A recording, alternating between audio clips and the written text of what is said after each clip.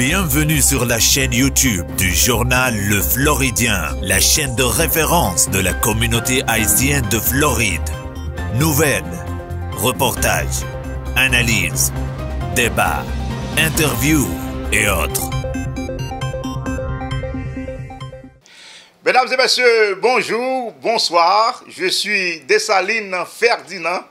Ravi de vous retrouver encore une fois cette semaine et comme vous le savez, c'est toujours avec un grand plaisir que je vous présente l'actualité qui touche de près ou de loin la vie des Haïtiens de Floride. Alors là, je veux souhaiter la bienvenue aux derniers utilisateurs qui se sont abonnés à notre chaîne YouTube.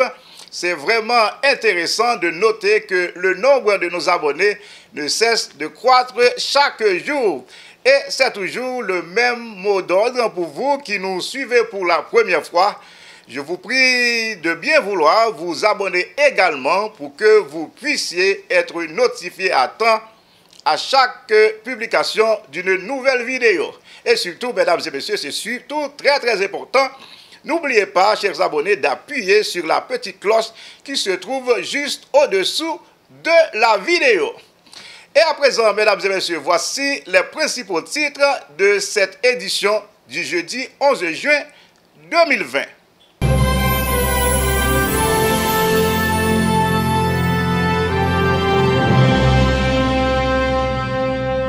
Le gouverneur Ron DeSantis approuve l'indemnisation d'un homme noir paralysé après qu'un policier lui ait tiré dans le dos.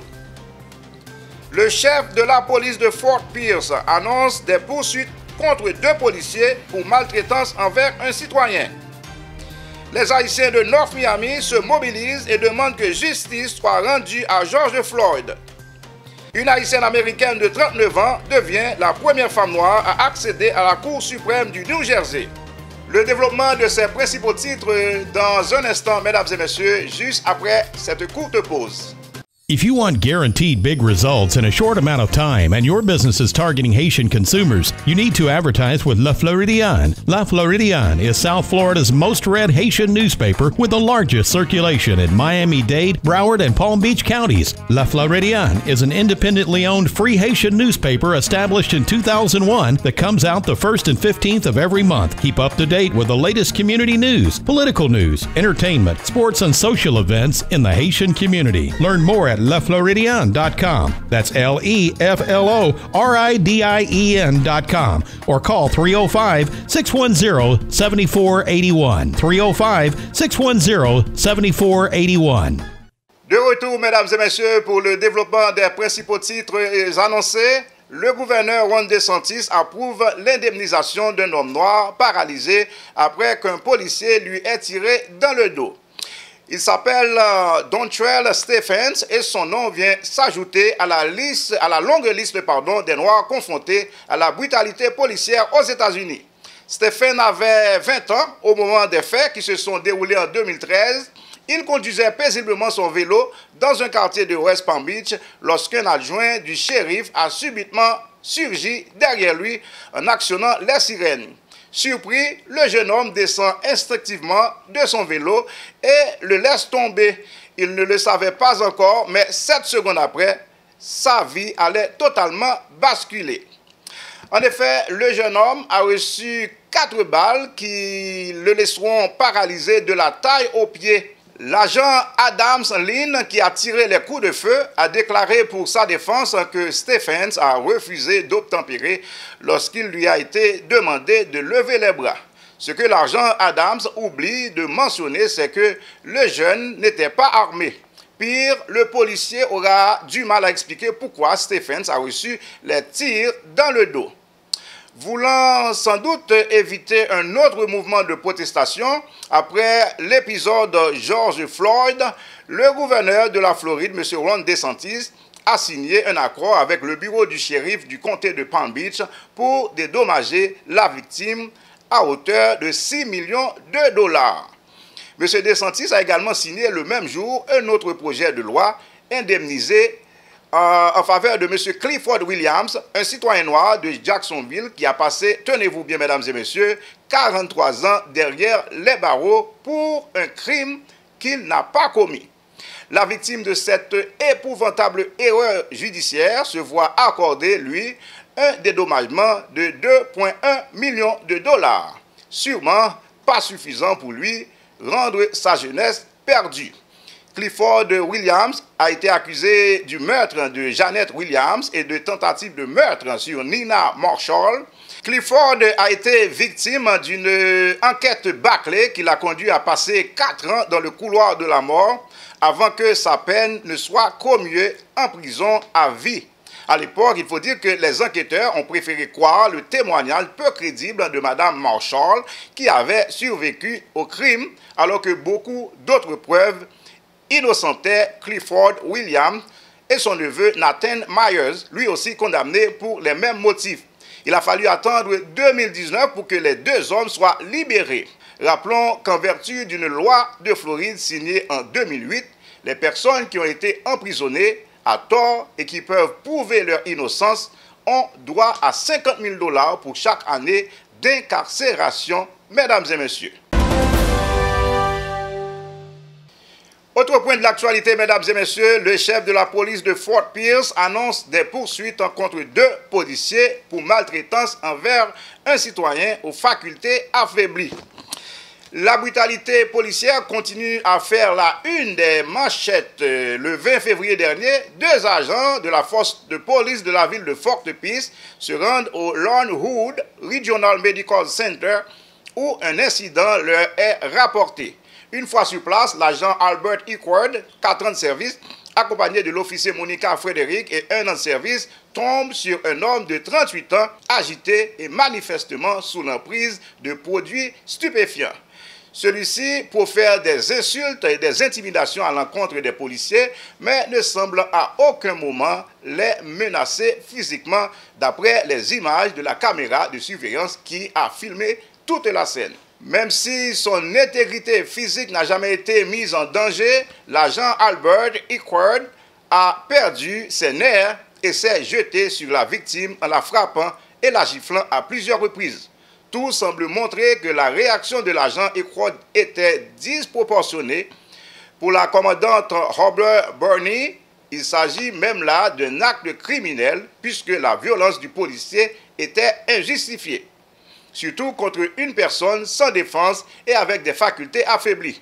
Face à la gravité des accusations, l'agent Albert Equard s'est rendu jeudi soir et sa collègue Monica Frédéric le lendemain. Dans le rapport, les 2 policiers ont écrit que l'homme victime de violence criait des injures racistes contre l'officier Monica qui est noir. Un rapport, là encore, contesté par la chef Robbie Burney. Cette dernière a toutefois estimé que l'officier Equard était un bon policier qui n'a malheureusement pas su gérer ses émotions. Une enquête indépendante menée par le Florida Department of Law Enforcement a déterminé que l'officier de police, Equard, avait incontestablement violé la loi. Depuis, l'officier Equard a démissionné de son poste. Sa caution a été fixée à 4 500 $ en attendant d'éventuelles poursuites, alors que la caution de sa collègue Monica Frédéric a été fixée à 1 000 $. Vous suivez le magazine d'information en ligne du journal Le Floridien. Je suis Dessalines Ferdinand pour la présentation. Et n'a pas dit ou même qu'à suivre nous là, pas oublier, si toutefois on suit nous pour la première fois, mais pas oublier pour abonner à la chaîne là, c'est très important. Et surtout, pas oublier pour cliquer sur cette cloche là qui est juste en bas de la vidéo, une façon pour capable informer ou encore notifier au même moment à chaque fois que nous délivrons, nous publions une nouvelle vidéo d'information. Alors, nous allons continuer avec le reste de ce magazine d'information pour vous dire que les Haïtiens de North Miami ne sont pas restés insensibles à la mort de l'Afro-Américain George Floyd, comme vous le savez, mesdames et messieurs, décédé le 25 mai dernier du côté de Minneapolis. Les Haïtiens de North Miami, à cet effet, se mobilisent et demandent que justice soit rendue à l'Afro-Américain George Floyd. Le mouvement Black Lives Matter ne faiblit pas. Ce mercredi 10 juin, c'est une caravane de plus d'une soixantaine de véhicules qui a traversé les villes de North Miami Beach et de North Miami pour honorer la mémoire de l'Afro-Américain George Floyd, tué par un policier blanc à Minneapolis le 25 mai dernier.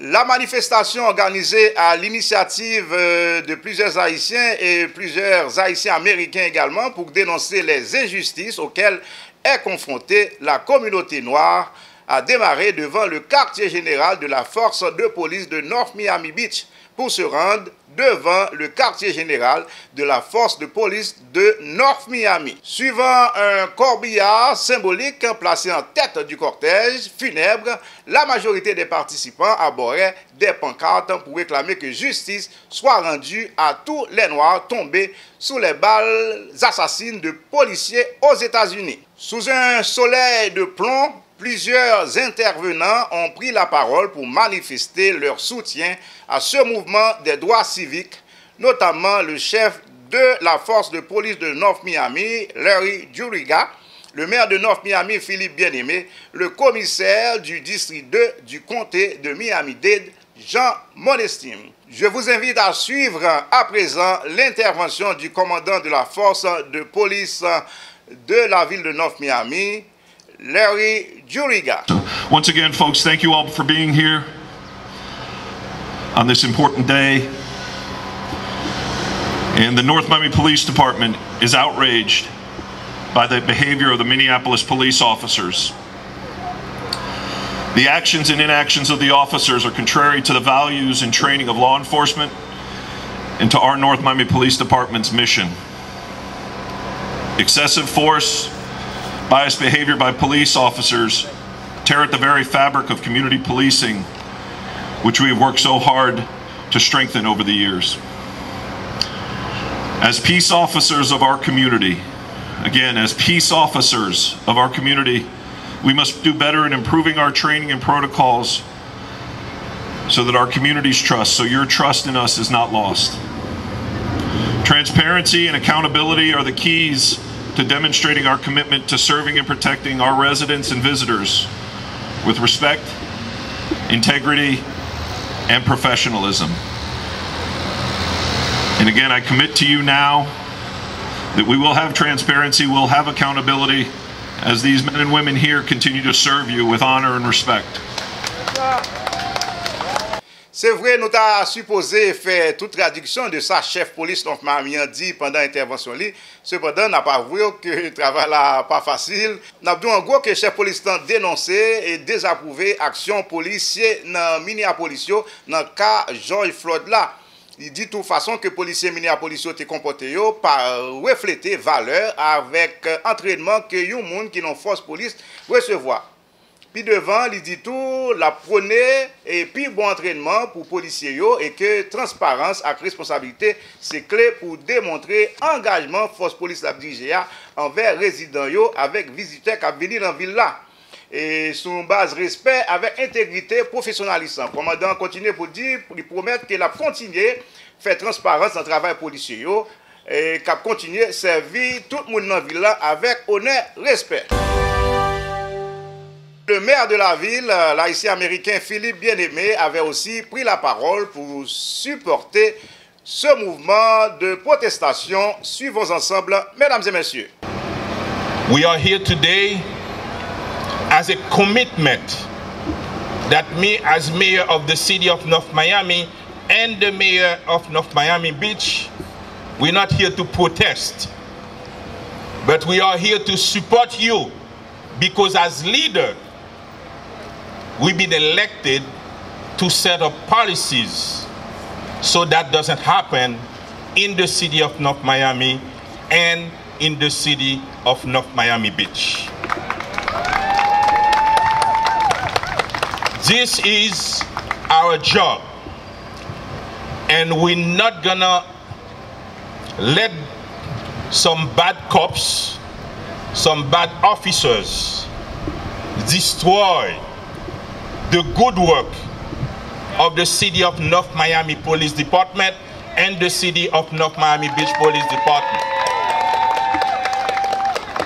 We do understand that the police department need to reflect the demographic configuration of the city. We do understand that the police department is there to protect, and they need to work with the community, because community policing is the best tool to address safety in our city.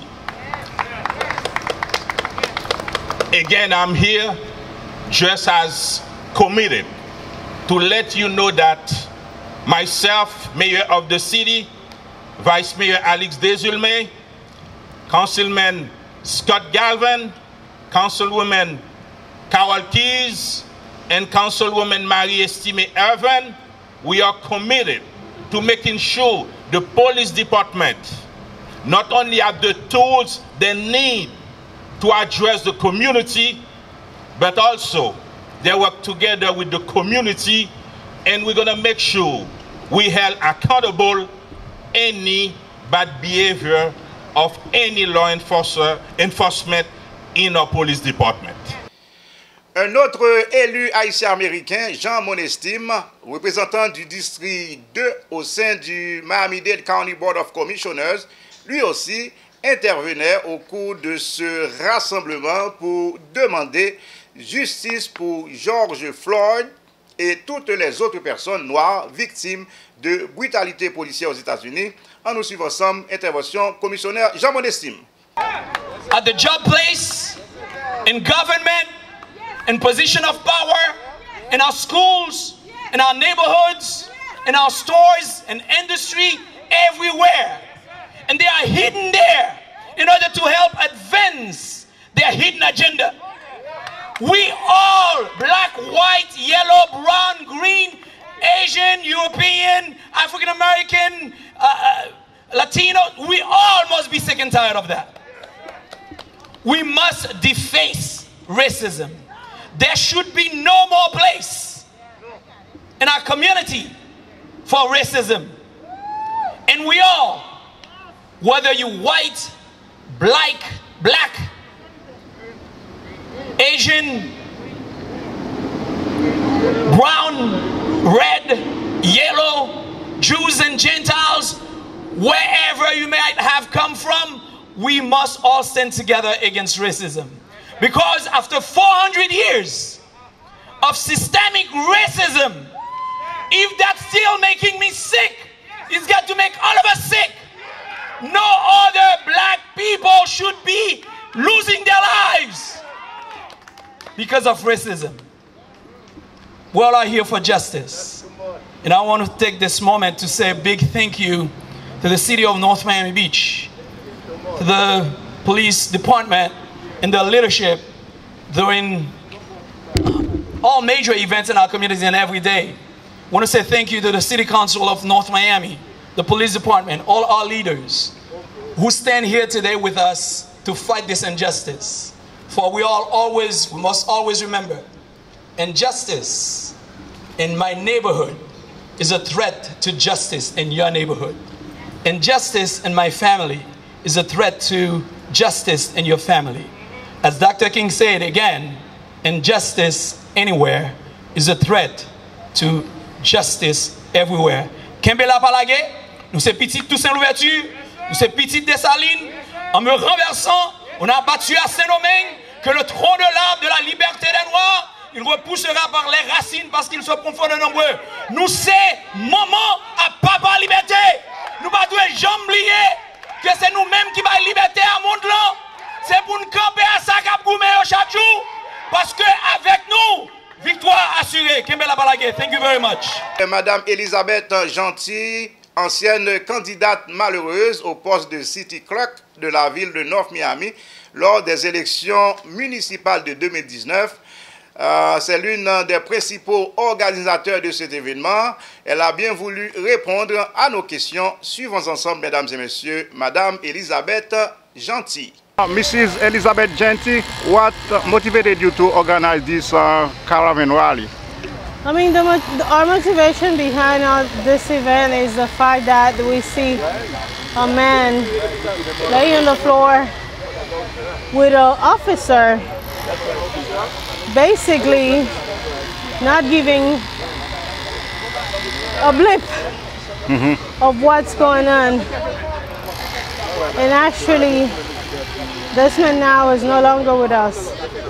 As a black community, Haitian American, Latino, Afro-Latinos living in the Miami area, not Miami Beach, not Miami, I saw the need that we needed to collaborate with both cities and also to have the police department, not Miami Beach, police department and not Miami, and also Miami-Dade Police Department, join us in making this, to send a message of unity within all of us. I would need to hear. So the idea is to say enough is enough, equal justice. We are all black, and we want to send the message that no matter who you are, you have to be treated the same.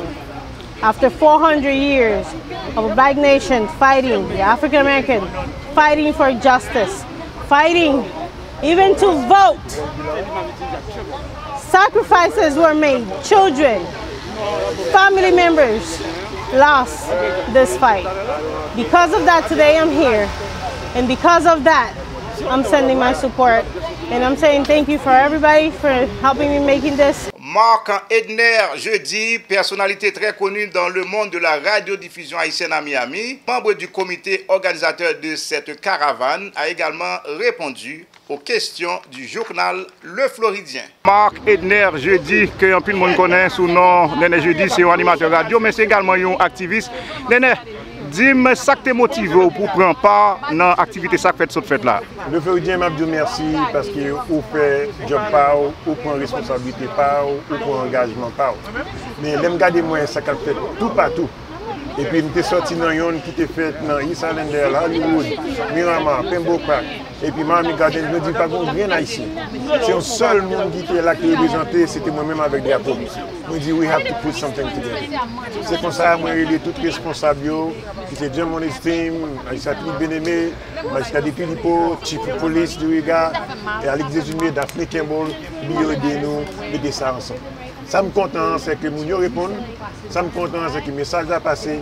Changement n'a pas demandé lui, et pas pour nous, mais c'est pour petit tout de l'institut. L'ancienne sénatrice de l'État de Floride, Madame Daphne Campbell, qui prenait part à cette démonstration, avait également son mot à dire. Nous suivons ensemble.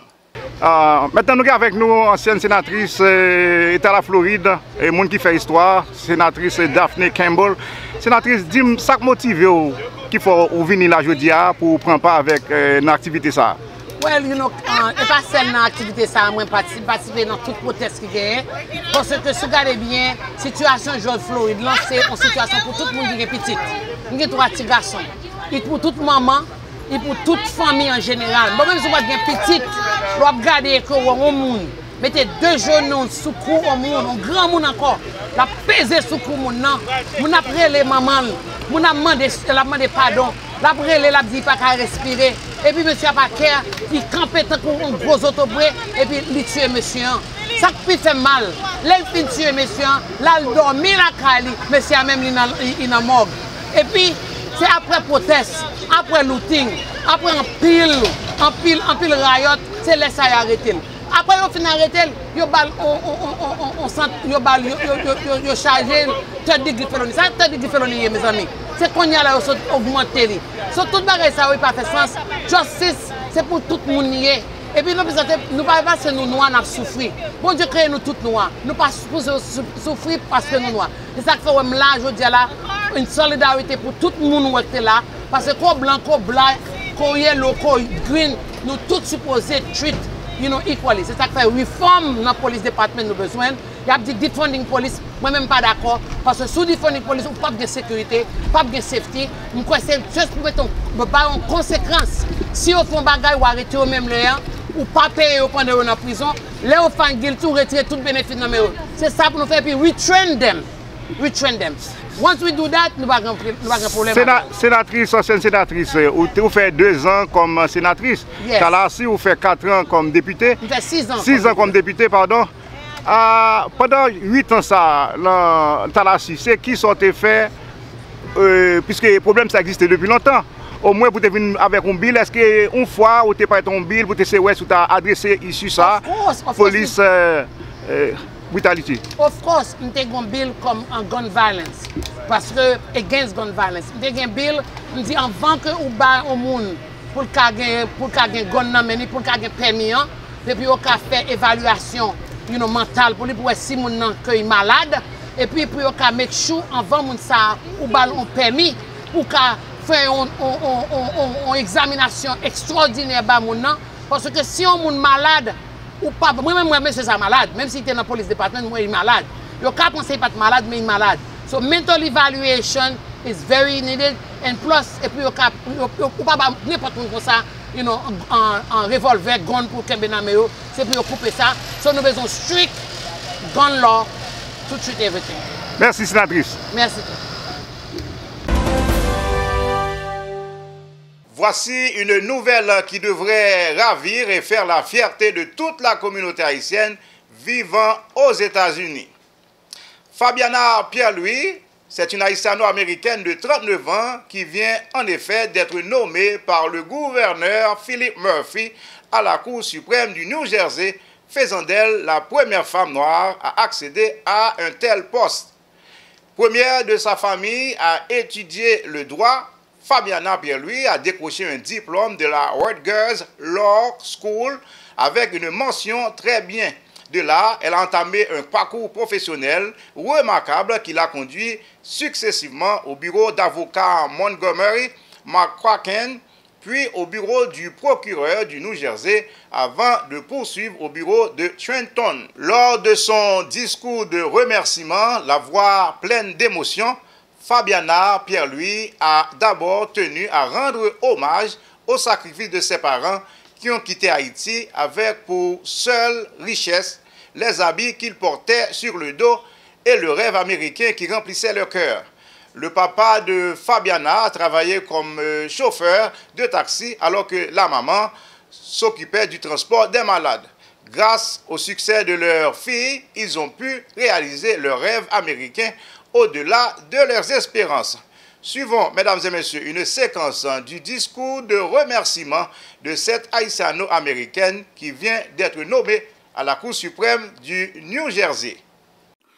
Many years ago, my parents came to the United States from Haiti with not much more than the clothes on their backs and the American dream in their hearts. I think they have achieved that dream beyond measure because my life is certainly not representative of the traditional trajectory of someone who would one day be nominated to sit on the Supreme Court of New Jersey. I was the first person in my family to go to law school. My father was a New York City cab driver, and my mother worked at St. Vincent's in patient transport. I am a first-generation American-born citizen, and English was not my first language. I spent my early childhood living in a cramped two-bedroom apartment in Brooklyn with 7 family members. My family then moved to Irvington into our own beautiful home, and we have been in New Jersey ever since.